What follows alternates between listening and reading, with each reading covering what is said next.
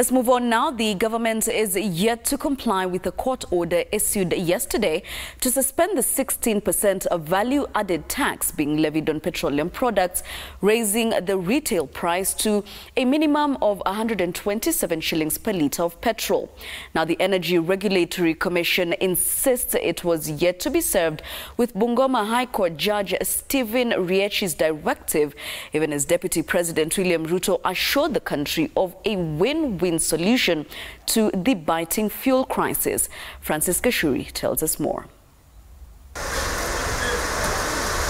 High Court Judge Stephen Riechi's order yesterday in Bungoma County was a temporary reprieve for motorists and other users of petroleum products across the country. He had directed the Energy Regulatory Commission (ERC) and the National Treasury to suspend the levying of a 16% value-added tax on fuel, pending the hearing and determination of an application filed by Titus Alila, Jacqueline Otieno and Francis Ogada.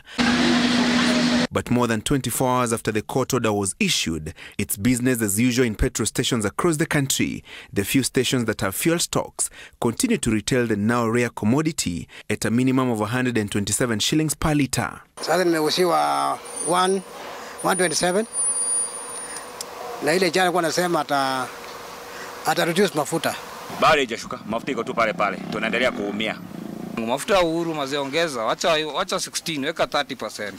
Tuumie mbaya, watu wa katikati watoke. Gari ndogo pate kazi, gari kubwa iwekwe kando kidogo. The Energy Regulatory Commission defending its decision not to revise the fuel prices downwards as ordered by Justice Riechi.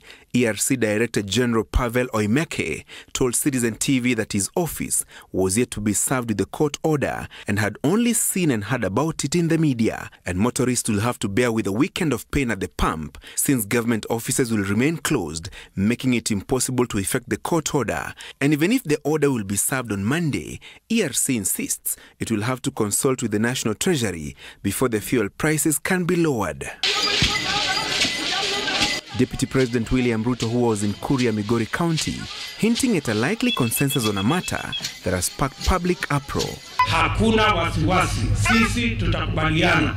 We are a responsible government that understands the needs of development of our nation and the balance between those needs and every other citizen being brought along and their issues being addressed. Fuel shortage biting on, with many petrol stations yet to receive fresh stocks following the boycott by independent petroleum dealers to push the government to shelve the 16% VAT. President Uhuru Kenyatta is expected back in the country over the weekend to determine the fate of the Finance Bill 2018 that, among other things, proposes to suspend the 16% fuel tax by another 2 years.